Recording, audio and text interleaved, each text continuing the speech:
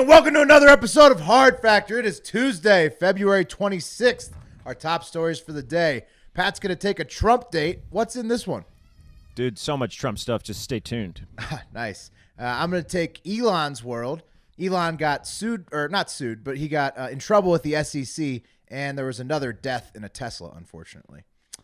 Wes is going to take one about a new study about excessive weed use that I probably need to learn about.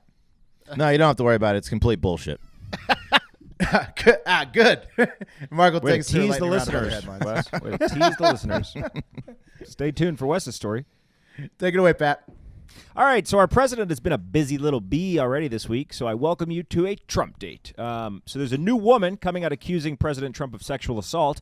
Alva Johnson, a former Trump campaign staffer, is claiming that the then candidate during August 2016, during his run for president, grabbed her hand and forcibly kissed her without her consent in an RV in Florida.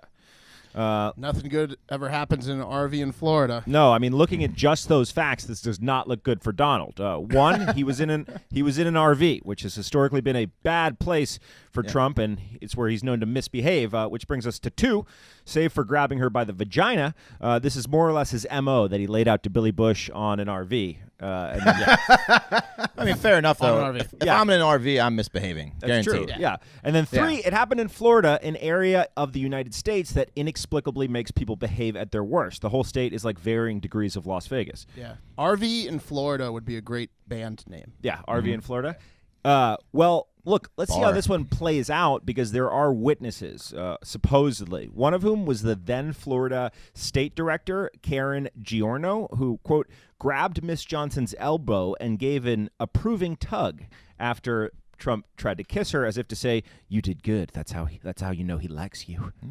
Oh, good girl. What? Like she congratulated this girl on Yeah, she was like, "You're the lucky girl, aren't you?" Alva Johnson's also suing over equal pay. Spike Lee won his first Oscar ever on Sunday night for Best Adapted Screenplay, along with some very other talented writers. Shout out Charlie Watchell. And during his speech, he talked about the enslavement of African Americans and praised his ancestors. And then he mentioned the 2020 presidential election was just around the corner, and we should all be on the, quote, right side of history. And to that, Donnie took personal offense, tweeting, quote, "Be nice if Spike Lee could read his stories or read his notes, or better yet, not have to use notes at all when doing his racist hit on your president, who has done more for African Americans, open parentheses, criminal justice reform, lowest unemployment numbers in history, tax cuts, etc., close parentheses, than almost any other president." So Take that, Spike. yeah, Trump left out his skills as a legendary orator and how those skills have helped African Americans in the past, but I assume he just didn't want to brag. And then Trump was like, "We should have a month celebrating these guys." Yeah. Didn't know. Yeah, I mean, he's got to be. That's just going to happen. Like Spike Lee and Donald Trump are going to clash on the road to the next election. Trump definitely took it personally. I don't think Spike was necessarily directly linking. Are you kidding? Sure he said was. be on the right side of history. Pretty sure. I don't know what. He called out the presidential election, not even like he clearly said the presidential election in 2020. I'm pretty sure. Maybe he meant that they needed to put a stop to Bernie. No, they wanted to talk shit. They wanted that's going to happen. Look, finally, Trump is in Hanoi, Vietnam today in preparation for his second meeting with North Korean leader Kim Jong-un to discuss denuclearization.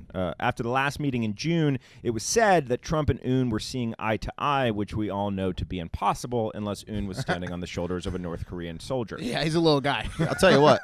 An RV in Florida is dangerous, but an RV in Hanoi is real dangerous. Oh, my God. Whoa. It's like Florida on steroids. Whoa. Yeah, hopes are not high that Trump's advisors and the intelligence community. Hopes are not high from Trump's advisors and or the intelligence community as secret ballistic missile bases keep being discovered almost weekly.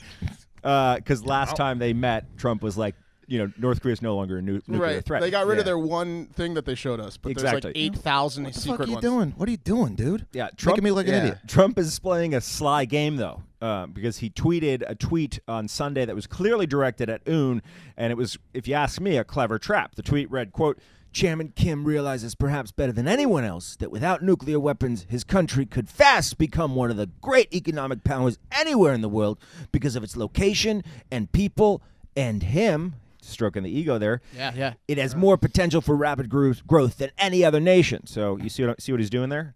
Yeah. I mean, he's really stoking the ego. But I gotta ask though, I can't get my mind off of how many rub and tugs a day you think Donald gets when he's over in Asia. A lot. I mean, personal. Yeah. Like, I mean, that's big in the news right now, and I just couldn't. My mind went there. yeah. But it's not illegal there. Do you think It's their main export. Kim Jong-un makes Trump watch Robin fuck chicks too? And Trump's like, it's okay, I'm okay. But Kim Jong's like, no, he's really good. He's got a huge rod, and he really is good at sex. Look, let's hope for our children and our children and our children's children's sake that Kim takes the bait and they denuclearize. But anyway, that's the Trump date. awesome. Nice. All right, let's take it over to Elon's world. It pains me to say it, but Elon Musk is having a very rough week. I'm a supporter of Elon. I'm wearing his image on my shirt. But I should have figured this was coming since Bezos has been catching so much shit recently. They're like the same person, you know. One's got a better head of hair, though. It's true. I got to say. Now. It's true. But You're right. It's like, one of them catches shit, the other one's coming soon. All right. Anyways, 2 shitty things happened to Elon so far this week, and it's only Tuesday.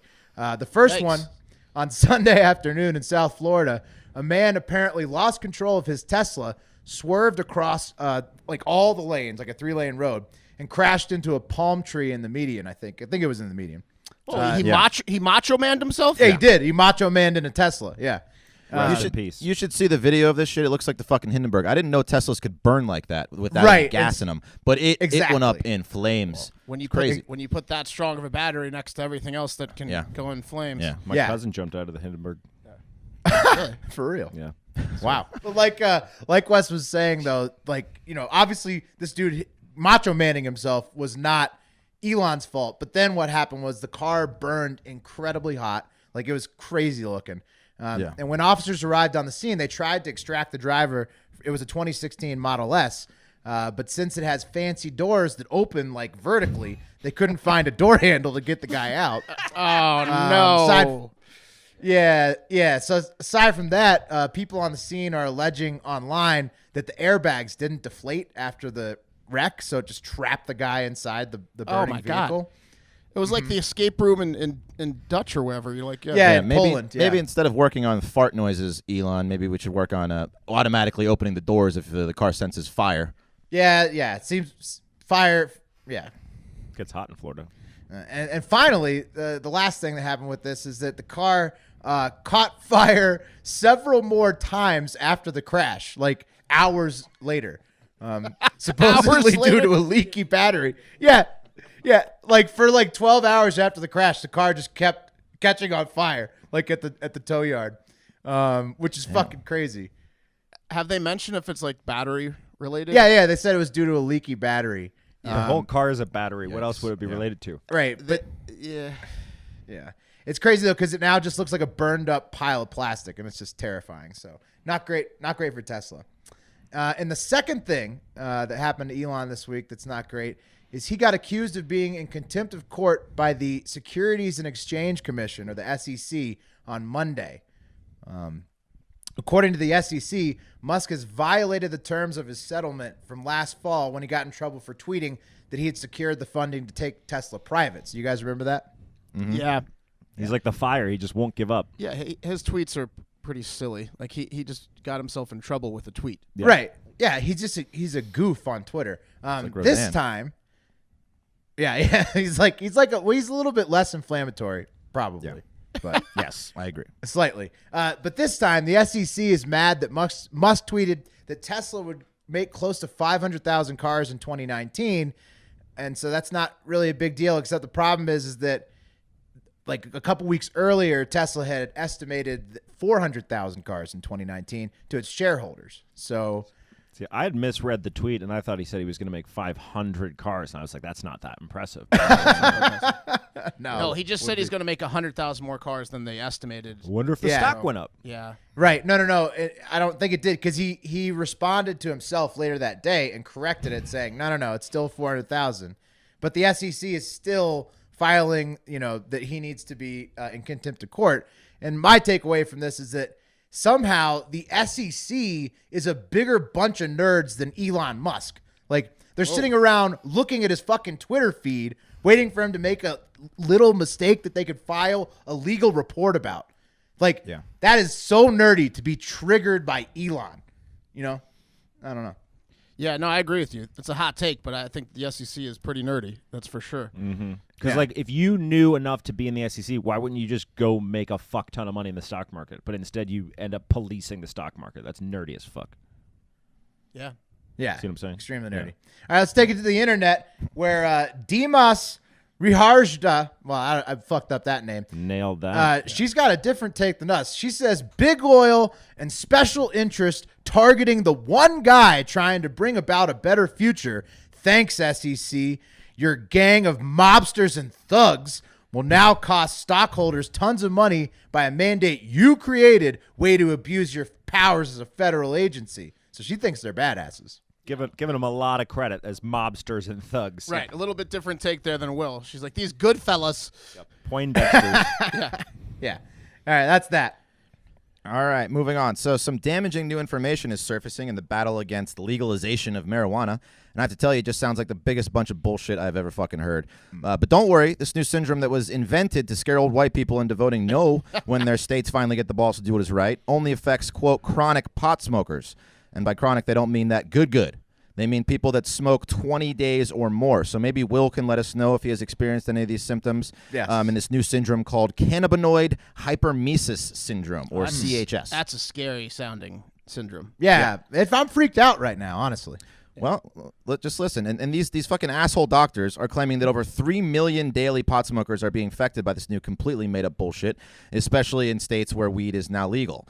Basically, what these assholes are claiming is that when you smoke enough pot consistently, you will develop uncontrollable pain, nausea, and vomiting. So the absolute reverse effects of why many people smoke weed. Essentially, the claim is that while small amounts of herb will suppress the pain and nausea, according to Dr. Joe Habush, who is an associate professor of emergency medicine at NYU. So first red flag right there, associate professor.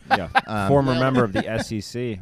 Yeah, but according to this Debbie Downer, if you smoke too much pot, you can overstimulate and turn off the very receptors that were suppressing nausea and pain in the first place. So it just Yeah, it's like too much medicine is bad. Extreme uncontrollable pain, nausea, and vomiting. So like the scene from what's the movie where Arnold Schwarzenegger goes to Mars? Total Recall. Like you just like your head explodes. Yeah. Well, listen to this shit.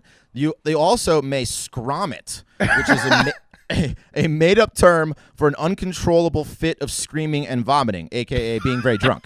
Wow. Yeah. Did they test these guys with blunts? Like, because it's like, yeah, there's no way this is true. It's a good question. Like that sounds like if you took like a whole bottle of edibles and then smoked a blunt. Right. It's like, just an insane. I can't see how else you get there. I've never come close. Can we stay on the scromiting for a while? Yeah, let's stay on the scromiting. Screaming and vomiting. Screaming and vomiting. Just pretty impressive. Sounds like just being hammered. Being hammered. Oh no! Yeah. Like when you're in high school. Get out of my room, Mom! No, I wasn't drinking with Brian. He's also claiming the only cure to turn these receptors back on is by either taking a hot shower for 6 hours or by using capsaicin cream. This is the same stuff that's in hot peppers. You just got to sit in the shower for 6 hours. What lucky motherfucker has 6 hours of hot water? I know, if I'm in right? my shower Exactly. for 7 minutes, it's done. I would love to take 6 hour showers. Last time I took a 6 hour good hot bath. shower. Yeah. So It's a pretty big tank. Was he at a hotel? Yeah. Is he at a Holiday Inn? Jesus Christ. So, of course, the only way to stop this new lie is to stop smoking so much weed. And, of course, too much of a good thing is usually bad. But scromiting, give me a fucking break. The only scromiting I've ever done is too much booze in my date. I fucking the waiter. So I'm not too worried. I know the source, and it ain't weed. Yeah. They're like, the only way to reverse the effects is to buy Marlboro cigarettes. Yeah. Exactly. So going to the internet, this one's pretty good. Trent Court 55, we'll just call him Trent, says, just look at pothead. Something has to be wrong with it. And then Trump 2020 says, they look just like you. Ooh. And then Trent says, never. And Trump says, sure they do. You can't even tell who does, can you? And then Trent says, they got fish hooks in their face, tats, and long ugly hair, and a pit bull. You need more? I don't think so. I don't need any more. Pit bull. They have a pit bull. Hey, nailed him. Yeah. Nailed chronic potheads. You got some of them. All right. Yeah. Let's take it to some stories we couldn't get to. So R. Kelly was released from jail after posting $100,000 in bail money on Monday afternoon. R. Kelly was able to scrounge up the money because he has over a dozen multi-platinum albums, which include songs like Bump and Grind, I Believe I Can Fly, and Ignition. If I were his lawyers, I'd probably just call a record player to the stand and pop on his self-titled R. Kelly album from 1995 and say, members of the jury, I'm going to need you to listen to this. Probably he will get off. Another musical genius hit her stride as Farrah Abraham released a savant-level track on Instagram Live on Sunday night. It was actually just the teen mom star attempting to sing Queen, We Are the Champions, from an Oscar viewing party, because I guess that's what opened up the Oscars. We were doing a show. But I say attempted is because she was with her 10-year-old daughter, and she was extremely slurry in the video. She sounded like a talking pill, like if a pain pill could speak. I gotta come to Farrah Abraham's defense here because it's hard not to sound hammered when singing "We Are the Champions." It's just one of those songs. We are the champions. Yeah, well, that's what it sounds like. She's got to have a tat of a Vicodin pill, right? Like Yeah, probably. probably. And a dick. Yeah. Next to the pill. No, right, of course. Yeah. Here's one for the whole family, guys. Here's a good story. There's a disturbing trend in some YouTube kids videos. So I guess YouTube has like YouTube Red, YouTube Kids, and in some of the YouTube Kids videos, as well as the YouTube main page itself, there are some cartoons and videos that have a man spliced in halfway through, and he explains to kids how to slit their wrists. He says, "Remember, kids, sideways for attention, long ways for results." So Jesus Christ. Yeah. Whoa. Let's keep a track on that story. Yeah, so now you have to watch all the YouTube Kids Yeah. videos. No, apparently this is like rampant on YouTube. Yeah, it's like in a lot of videos. So you have to like watch all the YouTube Kid videos before your kid That's does. so much different than splicing like a frame of a erect penis. Right, into which is children's funny. which is hilarious. I mean, I would definitely be the type of parent. I'm glad I don't have kids because I'd be the type of parents that would be like, here's the laptop or here's the tablet. pad. Please go watch YouTube Kids all day and leave me alone. Yeah, I never- and then I would never do that. Yeah, then I would end up like Casey Affleck's character in Brass? Manchester by the Sea. Brass. Yeah. Mark's gonna name his kid Brass. Yeah, Brass. What? Where are you? You're okay. You watched the video. You're dead. And lastly, former Rhode Island Republican congressional candidate is pleading guilty to a misuse of campaign funds. Uh-oh. H. Russell Taub took over $1 million in campaign contributions and spent it on things like air travel, cigars, strip clubs, and escorts. So You know what? The stripper voter base is seriously underrated. how popular was that guy though? Oh, in he's 2016. he's where you want it to be. That's a good scheme. I mean, he raised a bunch of campaign money and he just wanted to blow it on whores. It's kind And of just funny. took all of his buddies on trips on travel. I mean, once you start spending the money like that, there's no turning back. No. Yeah, you're just in it. You're in it till Once it's you gone. get that $9 ATM fee at the strip club, you're pot that committed experience at that ooh, point. you're done. It's once you jump to private jet, like it's crossed the Rubicon. It's hard to go back. Yeah. So he now is facing up to 25 years in jail. That's going to do it for Hard Factor. Prospects for a Friday show this week are looking pretty bleak, guys. good. Remember, the deal is 100 new 5-star reviews between Monday morning and Thursday at 5 p.m. So far, about 24 hours into that, we're at 10. I don't want to work on Friday. Yeah. Not for free. So I guess we're not going to work this Friday unless you guys want to get out there and grab friends, family members, coworkers, or even strangers' devices. Subscribe to Hard Factor on iTunes on those fuckers and leave a 5-star review. While you are doing that, make sure, as always, to have a great fucking day. Yep. And check for a nudes folder.